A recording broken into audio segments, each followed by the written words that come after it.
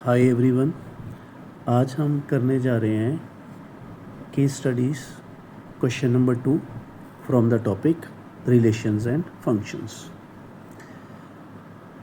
A school organizing a spelling bee competition with participants as speakers.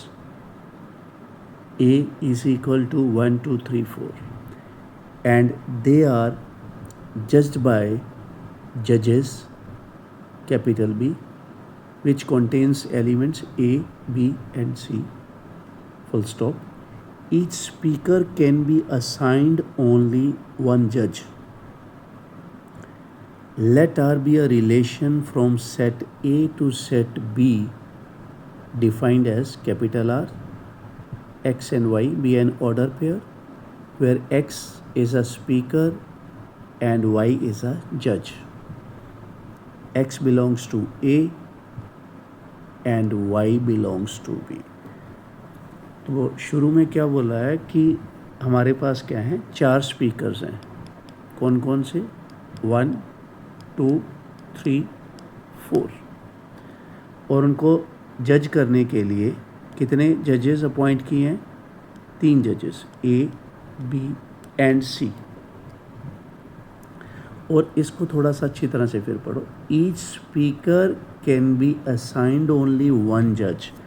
मतलब एक जो speaker है, जैसे 1 स्पीकर है तो उसके लिए एक ही जज है। ये नहीं है कि 1 का जज A भी है और 1 का जज B भी है।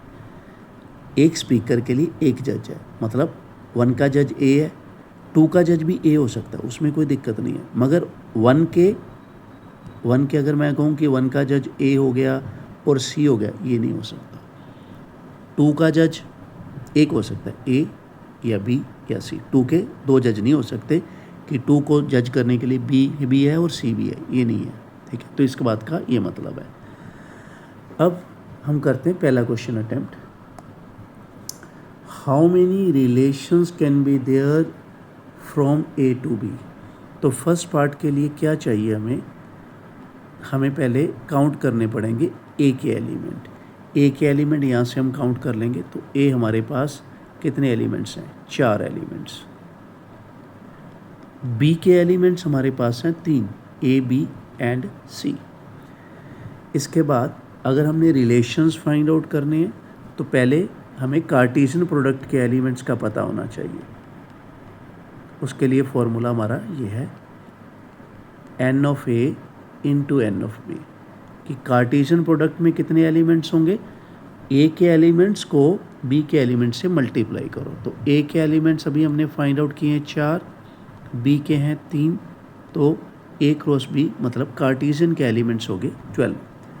मगर हमारे क्वेश्चन की डिमांड क्या है कि कितने रिलेशंस हैं A से B? तो अभी मैं लिखने वाला हूँ number of relations from A to B। उसके लिए क्या फॉर्मूला होता है? 2 raise to the power number of elements in their Cartesian product. 2 raise to the power number of elements in Cartesian product of A and B। तो अभी हमने यहाँ पे निकाली थी कार्टेशियन प्रोडक्ट, तो मैं लिखूँगा 2, उसकी पावर में कितने? 12 एलिमेंट्स, जो कि कार्टेशियन प्रोडक्ट में हमने निकाले थे। तो पहले पार्ट का आंसर हो गया। रिलेशंस कितने बनेंगे? 2 रेज़ टू द पावर 12। इसको आगे सॉल्व नहीं करना, यहीं छोड़ना हमने। तो अब सेकेंड पार्ट देखते हैं।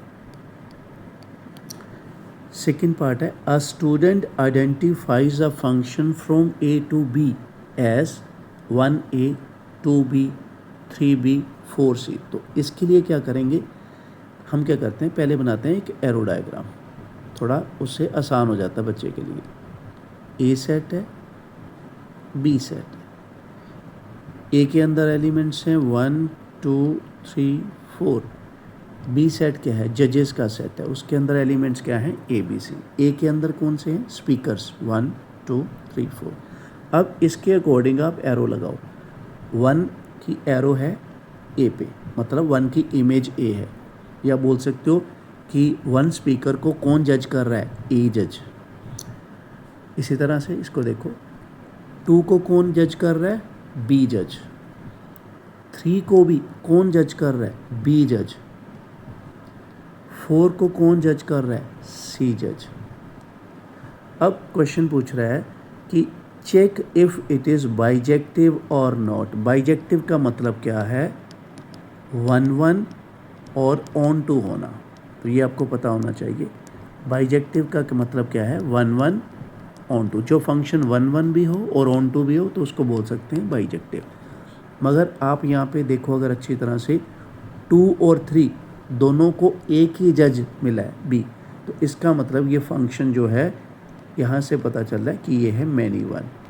और अगर मैनी वन है तो इसका मतलब 1-1 तो नहीं है, इसको आप ऐसे भी लिख सकते हो, नॉट 1-1। और बाइजेक्टिव के लिए तो हमें क्या चाहिए था? 1-1 भी चाहिए था, ऑन टू भी चाहिए था, तो ये तो शुरू में ही 1-1 नहीं निकला, तो इसलिए अपन बोल सकते हैं कि फंक्शन जो है वो बाइजेक्टिव नहीं है, नॉट आ बाइजेक्टिव, बाइजेक्टिव नहीं है। तो आप यहाँ पे लिख लो not a bijective function. Okay, तो ये हमारा हो गया सेकंड पार्ट। अब थर्ड पार्ट देखते हैं। थर्ड पार्ट में क्या पूछा है? How many 1-to-1 functions can be there? How many 1-to-1 functions can be there? अब फिर से इसको एक बार समझो आप, क्या है? ए है और बी है। ए के अंदर क्या है? हमारे 4 स्पीकर्स हैं, और बी सेट के अंदर क्या है? हमारे 3 जजेस हैं। 1-1 फंक्शन कब होगा? जब यहाँ ए का जो भी है स्पीकर, उसको एक जज मिले, हर एक को एक एक जज मिले। क्या ये पॉसिबल है? नहीं पॉसिबल। ये देखो आप कि 1 को मान लो 1 के लिए जज ए है, 2 के लिए जज अगर मैं बी लिखूं, 3 के लिए अगर मैं जज सी लिखूं, तो उसके बाद 4th क्या होगा? 4th तो फिर इसको तो कोई जज ही नहीं मिला, और अगर मैं इसको जज मिलाऊंगा तो इन तीनों में से मिलाना पड़ेगा। मान लो मैंने ये मिला दिया, तो इसका मतलब क्या है? अभी ये फंक्शन तो 1-1 बना ही नहीं, क्योंकि 2 और 4 के लिए क्या है? एक ही जज है। ये तो मैनी 1 बन गया। तो ये क्यों हो रहा है? ये 1-1 नहीं बन रहा। क्यों हो रहा है? बिकॉज जब हमारे ए सेट के एलिमेंट, यहाँ पे देखो आप, ए सेट के एलिमेंट कितने हैं? 4। बी सेट के एलिमेंट कितने हैं? 3। जब भी ये सिचुएशन अक्कर करेगी, जब भी ये सिचुएशन आएगी कि भी ए के एलिमेंट्स बी के एलिमेंट्स से ज़्यादा हैं, तब हमारा फंक्शन 1-1 हो ही नहीं सकता। ठीक है ना? क्या है कि जब भी ए सेट के एलिमेंट बी से ज़्यादा हैं, तब क्या होगा? फंक्शन कभी भी हमारा 1-1 हो ही नहीं सकता। तो हम लिखेंगे, उसने पूछा है how many 1-to-1 functions can be there, हम लिखेंगे no 1-1 function would be there, कि भी कोई भी 1-1 फंक्शन हो ही नहीं सकता, क्योंकि ए के एलिमेंट्स क्या हैं? बी से काउंटिंग में ज़्यादा हैं। So this is all about the question. Thank you so much for watching the video. अब मैं क्या करूँगा कि एक नेक्स्ट पोस्ट करूँगा केस स्टडी 3, उसको आप ट्राई करना, फिर उसके बाद 24 घंटे के बाद you can check and verify your solution, is it matching और not. Thank you, have a nice day.